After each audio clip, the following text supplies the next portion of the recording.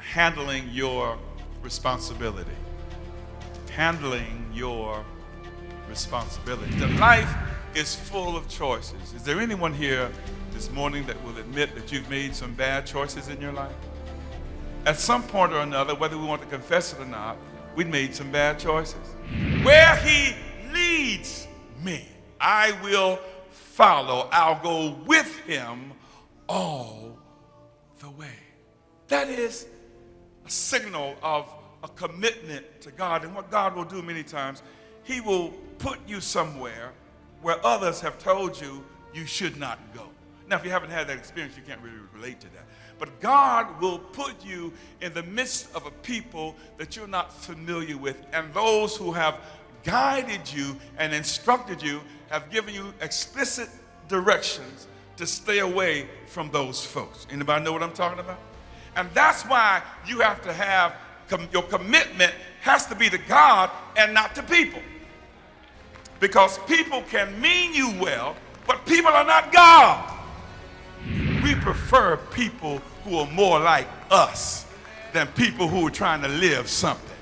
And that's what's wrong with the next generation. They prefer thugs because culture somehow has taught them that if you're good, you ain't no fun. We associate certain things culturally as being bad boys. Some of you women in here, you like bad boys. Don't want no church boy. All we're going to do is go to church. I want me a gangster. You looking for fun in all the wrong places. See, because if a person grows up thinking everything is free, they are going to be a valueless person. They're not going to be able to appreciate anything. They're not going to be able to put the right value on anything. And then that spreads from things to people. That's why these folk can walk up to somebody and shoot them with no remorse, because they don't have any value. But aren't you glad that somebody sat down with you one day and instilled within you some value? But there have been some times in your life when uncertainty loomed large. And so when I address my life in this fashion, and I begin to consider that I could have been left back there where I was, God didn't have to be so gracious and so kind to deliver me out of the mess that I got myself in. The devil didn't do it, I did it.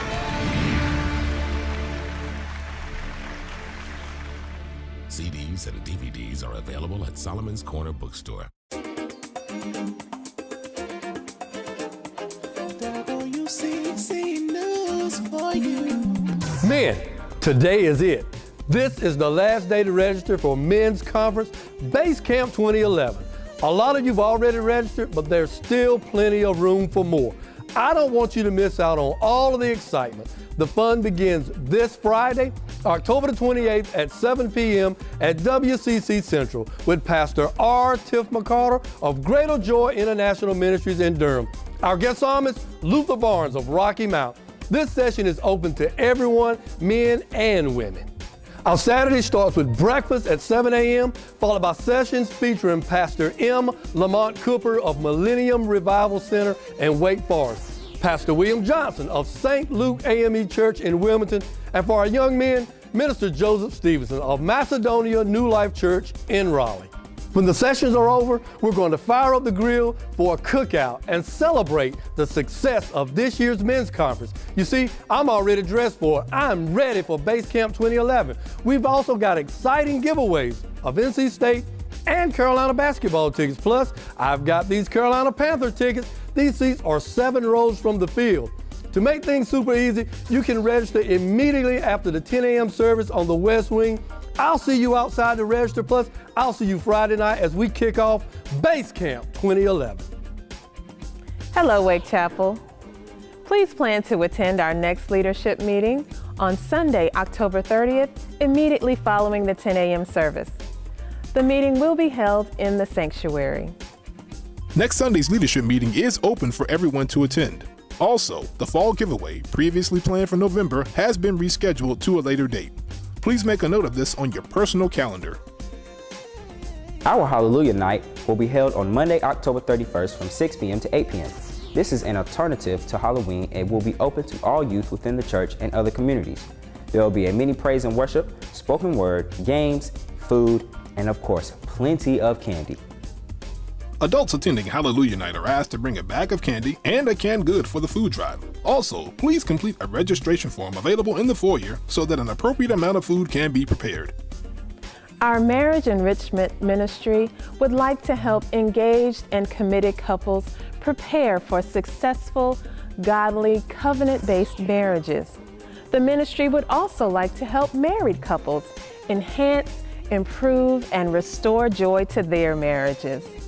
There are 12-week premarital and marital sessions available with trained facilitators who are spiritually and experientially mature.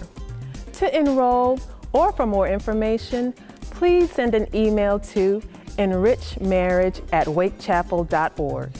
All sessions are confidential. You see news.